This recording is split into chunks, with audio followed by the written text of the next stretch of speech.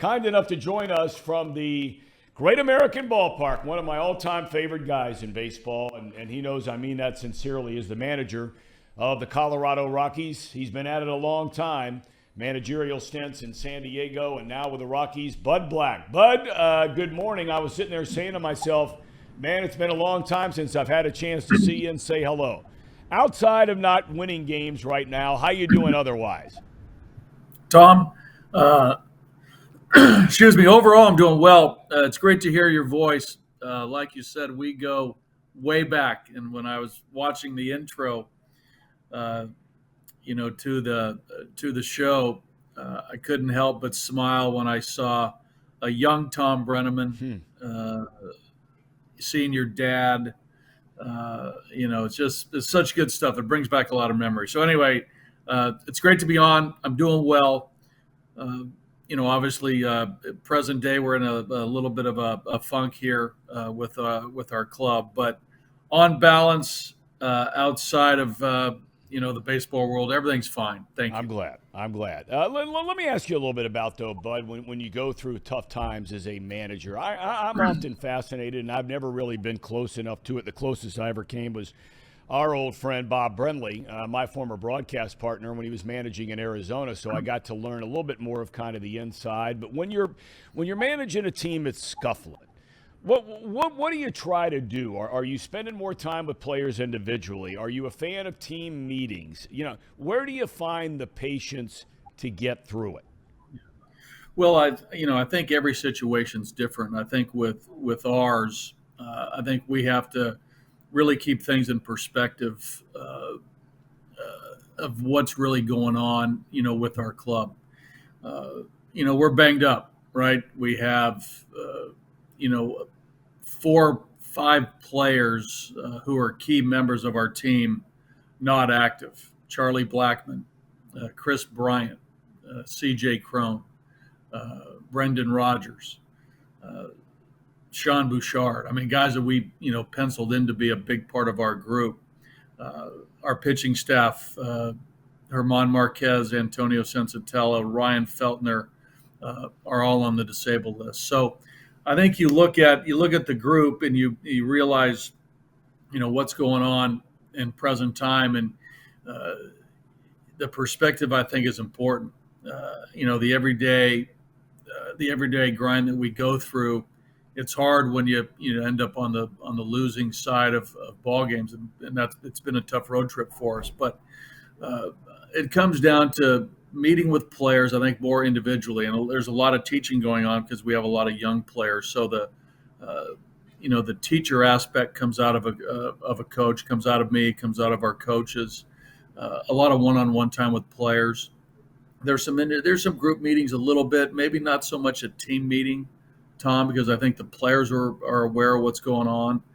So as long as the process is right during the course of the day, the pregame prep is good, the effort level, how we're playing, that all comes into play on what you see.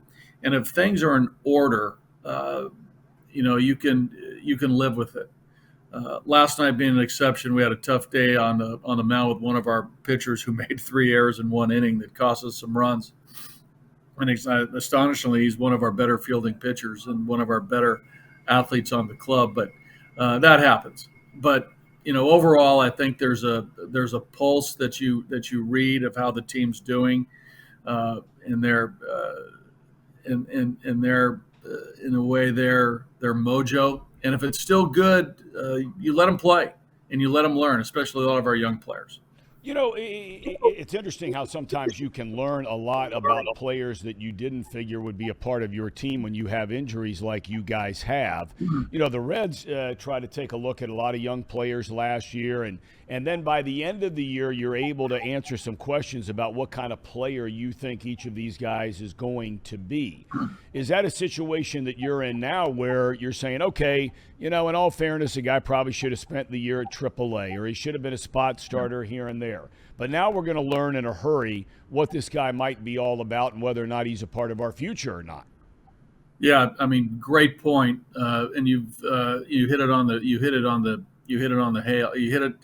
nail on the head for sure. with what the Reds went through the last couple of years, and especially last year. And you're seeing the results of that now with a lot of these younger players. We're going through the same thing right now. Nolan Jones, Montero, Montes, Tovar, who's our shortstop, who just actually gave birth to his wife gave birth to their first child. While we're here in Cincinnati, his wife gave birth back in Denver. He looks to be a guy. Noah Davis, Connor Siebold, pitchers, who are young, who are not tenured, who are getting opportunities. Some guys in our bullpen as well. So, this affords us an opportunity to look at these fellas, albeit, for circumstances based on injury. But nevertheless, in the long run, it helps a club. And I think the Reds are an example of that in what they've done the last couple of years. And it's, showing up with, both on the mound and on the field with their group of players. You just saw the Reds bug a few weeks back out at your place in Denver, and ever since then, now they've started to bring up a lot of these young players. And obviously things are going very, very well for them right now.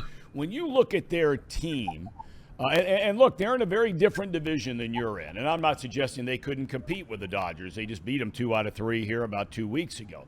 Or compete with the Padres, who are under 500 and spending a gazillion dollars, on and on and on and on. When you look at the Reds, do you see, yes, you're saying a team has got a 10-game win streak, but do you look at this team and say, man, that looks like it's a contending team, or you used a word a minute ago, because they walk around and say they got really good mojo right now. What are your thoughts on them? Yeah, well, you're right. A lot can be said about the mojo of a team when they're going well. But if you were to break down the Reds, I think on the position player side, it looks right. It really does. If Votto, now it's only been a couple days, but Joey in 2 games looks pretty good, and there's a veteran hitter right in the middle of that lineup to go with the young kid De La Cruz, Steer, McLean. I think Indy is a nice player. They got some veteran catchers that I like. The outfield's mobile. Those guys have a little energy. Fraley and Friedel and Senzel. They got some. What I got, and you've seen David do this a little bit now. There's some pinch hitting. They're doing some things to get platoon matchups, but the talent on the position player side looks pretty good, Thom. It looks like a team every night can match up with the other side. And I know they're banged up on the mound. That's I'm sure a concern for the Reds. I saw the big left-handed pitcher last year, Lodolo. Yeah, Lodolo, and Hunter Green. Those are 2 really nice arms. So I'm sure they're going to seek some starting pitching help here. There's some big arms in the pen. Maybe not, household names, but there's some stuff out there. The closer, has a good arm and it seems to have, worked his way through, save situations, but it's stuff. I mean, they got stuff, and that plays. But on balance, it looks, that it could be sustainable. I think on the pitching side, it's, like I said, I'm sure they're, trying to get some reinforcements because of the few guys that are banged up. But, it's come pretty quickly for them. And we've seen them when we're hot. Now the time will come when, maybe, they're, things aren't going their way and they'll be tested. But, it looks right. But in my 30-plus years as a broadcaster, and many of those years were spent inside your division in the National League West out with Arizona, I always found it so fascinating to have, and I had the chance to have, lengthy conversations with some of your predecessors out there in Denver, whether it was Jim Leland or Don Baylor or Clint Hurdle, among others, Walt Weiss to a lesser extent. These are guys that know a lot about baseball. I mean, a lot about baseball, like you do. You had a great career as a pitcher. You started as a pitching coach right out of the gate in Cleveland. Then on you go to becoming a manager. And I always used to be fascinated at how they would talk about how difficult it is to manage in Denver. You've been there now, since 2017. Is it unique, very unique, compared to managing in, say, where you were in San Diego? Yeah, it's unique, Thom. I think that because of being a mile above sea level, the light air, the altitude, a number of things come into play. First off, the game is a little different, right? And with our ballpark, and you've been there, it's a spacious park. There's runs there. The way the ball behaves there, both out of the pitcher's hand and the flight of the ball, it's unique. So, the adjustment that players have to make, that managers, pitching coaches have to make to work your way through a game or a 3 or 4 game series, it's different than other places. But that's the Rockies' reality, and I think for the most part, and what I've tried to do, and my predecessors have tried to use that to our advantage. Especially on the mound, because I know coming in as a visiting player, it's uncomfortable for an opposing pitching staff. Conversely, it's it's sort of confidence for a visiting team's offense. And then on top of that, I think the physical nature that altitude takes on the body, you have to be aware of that as well when you're going through the 6-month season and 3 months in altitude. But I got to give credit to the Rockies training staff, their medical department, their strength and conditioning staff, about how to keep players healthy, how to keep players physically able to play at their highest level coming in and out of altitude. So it's unique. The Rockies have known this, and they're getting better at the studies over the 30-year period. But on an every game level, it's different. How you have to manage your pitching staff, your starter. As you've seen many times, if you go to the pen too early in a series, if you have to use multiple relievers, all those things come into play. And if it's a 10-game homestand in Denver, those are killers a lot of times in a number of ways. But it's a unique environment, and I know that I wouldn't say it's hard. It's just unique, and I think that the Rockies have shown resiliency over the years in a lot of different factors. And there's been some there's a World Series year in 2007. We went to the playoffs 17 and 18. The Rockies, they've been some playoff bound teams, but again, I think that in any situation, Thom, as you know, it's about the players and getting the right players. And I know that one of our biggest criteria is getting the right players who can handle the physical nature of Denver, and on the pitching side, the mental toughness that our pitchers have to be able to withstand the rigors of giving up runs, of an unsightly ERA, balls dropping, in outfield spots that would otherwise be caught in smaller ballparks. All those things add up to, getting the right players who can handle the conditions. Last thing I want to ask you about and let you go, and we thank you for your time. How have you felt about the rule changes in baseball this year? Some say it's dramatically affected pitchers far more than hitters. What do you think? Well, on balance, I like them all. I really do. I think it's helped the game, especially, from the fan perspective, how the game's moving. The pitch clock, I think, has been a bonanza.